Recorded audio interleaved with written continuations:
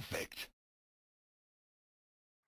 Hey guys, hope you're all doing well. I just have a quick video for you guys today. I want to talk about closing distance in Tekken, approaching, right? So this is something that a lot of people struggle with, is like closing gaps and getting in on people, right? Without the use of a button. So I posted a tweet today asking what types of videos people would want to see and what things they were struggling with. So I'd like to say thanks to Miasma, Maya, who had this tweet about closing far distances in neutral without predictably relying on an approach tool or long-reaching move. So that's what we're going to talk about in this video, is getting in on people, closing distance. So first of all, I'd just like to ask a question, which is, do you even need to get in, right? What I mean by that is it a good idea for you to try to approach right now? That's something that you should think about when you're playing, right? Is just this general idea of positioning and, decision making revolving around space, right? So obviously space is really important in Tekken, and a lot of times players are kind of autopiloting on like trying to approach and trying to get in even if they don't really need to, right? So if I have a big life lead, I don't need to like run in and start just throwing out buttons and whatever. I mean, maybe I just really want to end the round, but for the most part I'm kind of putting myself at risk unnecessarily and potentially giving up my life lead, right? So in this video I'm just going to talk about the concept of approaching and getting in, but when you guys play, I really want you to think about like what's going on. How much health do you guys have? Where are you in relation to the wall? Like, do you want to push your opponent to the wall with forward movement, things like that? Do you really want to like just get in so you can secure a really good offensive situation and win the round? Or like, are you totally comfortable with just like being out here at the moment, right? Are you comfortable with like just running some keep out, or are you comfortable with like just moving around and trying to secure a life lead? Are you cool with like just trying to sidestep a predictable approach tool, right? So as I said, we're just going to talk about getting in on the opponent in the context of like you really do want to get in, but please keep in mind that like a lot of times you really don't have to get in, and forcing the issue is generally not a really good idea, especially when it's like unnecessary to do so. So now that we got that out of the way, let's just talk about actually approaching. So of course, the safest way to get in on someone is to just dash block, right? So again, I talked about this in my sidestepping to escape the wall kind of segment of my last video. But of course, just remember that in Tekken, you can cancel movement options with like whatever you want. So you can always move forward and then just block instantly, okay? So getting in by dash blocking is, one of the safest ways to approach an opponent, right? Generally, I find that a lot of people are apprehensive about dash blocking, and they're kind of scared to ever try to like enforce forward movement, right? And that's understandable. Like when I was learning about forward movement, I also was scared to like dash block at my opponent, right? But let's think about dash blocking for a moment. In terms of risk, it's really not super different to sidestepping or to like throwing out a button. In fact, it might actually be even less risky than throwing out a button in many instances, right? Anytime you sidestep, you're not blocking and you're potentially getting launched, right? Anytime you forward dash, you're also not blocking and you're potentially getting launched, right? So the safest way to move in Tekken is always just to cancel things by blocking, right? So your sidestep guard like this, right? You're canceling your sidestep with a block. You're forward dashing into a block like this, right? And similar to the way that we can cancel sidestep with block, we can always cancel forward dashes like as early or as late as we want to, right? So when you do forward, you go into like a forward dash like this, right? And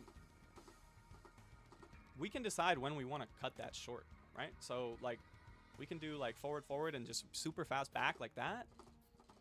We can do a forward and then press back afterwards and let it go a little longer like that, right? So again, if we're playing safe, we're always canceling with blocks at some point during our forward dash, right? So this is a really good way that we can close distance and manipulate space.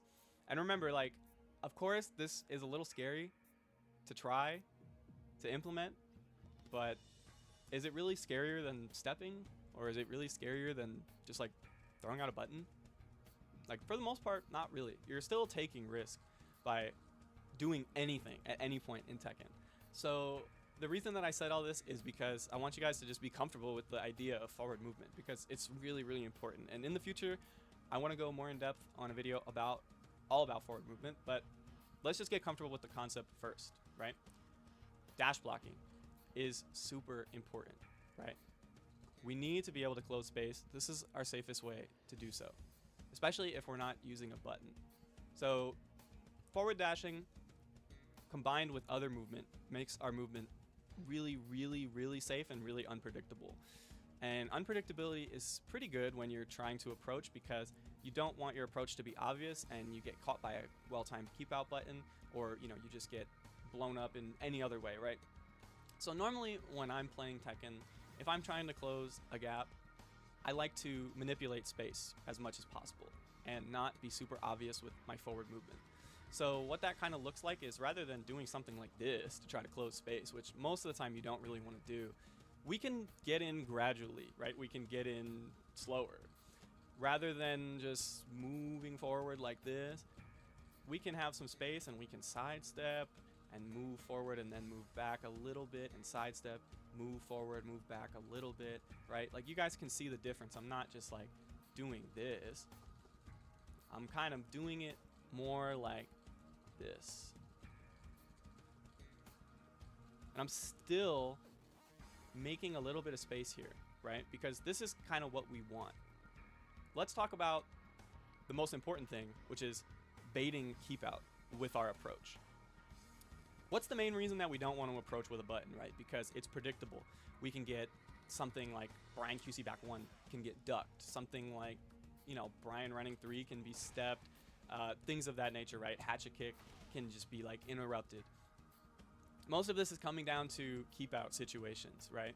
That's the reason that we don't really want to approach with a button all the time, is because like we'll get caught by keep out, or we'll get sidestepped or something like that. So if you guys saw what I was doing earlier when I was saying like this is not how you want to move, right? If we're way out here and I'm moving like this, look at the space that I'm keeping between me and the opponent, right? What I'm doing is I'm basically playing at an effective range where I can easily make a keep out button whiff by either just backdashing or stepping, and I'm in range of my whiff punishers, right? If we're way out here and we're trying to beat like Brian keep out game, like 3+4 or something of that nature, if we're way out here, we just like can't whiff punish it. It's just too far, right? Like, things are out of range. And then if we're approaching like this, dash blocking this way, okay, yeah, we blocked the move, but like we just got pushed back even more and we didn't really accomplish anything, So how do we alleviate this? Well, there's a couple ways. Like I said, we can space properly. So we can like dash in and out like this and kind of force our way into like our effective range of like whiff punishment, right? Like, look at what I'm doing here, guys. If I'm way out here, I don't want to get 3+ forward. Forward dash, back dash, forward dash, back dash, forward dash, back dash, right? As opposed to if I just do this, it's just gonna get blocked. But I can dash in and out, right? I can manipulate space. And when a lot of people see you forward dashing in this way, they are gonna default to like wanting to do a keep out button because they don't want you to get in. So that's one thing you can do. The much more efficient option is to mix in other movement options like stepping into your approach. This is the best way to beat keep out buttons.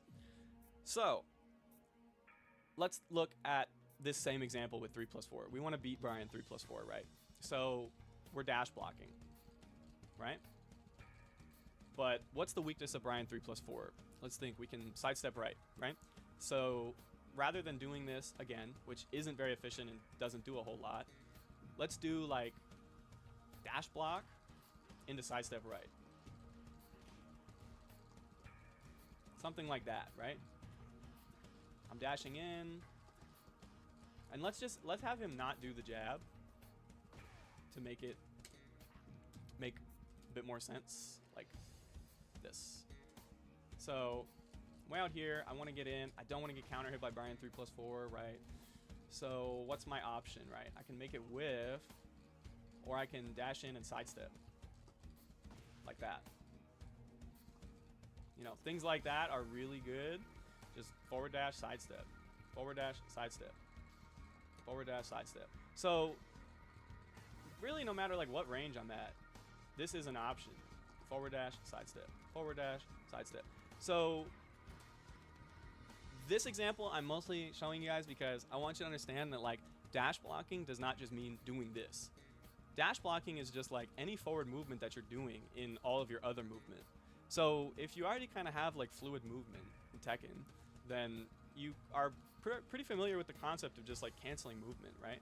So adding forward dashing is just like another layer of this that we want to do.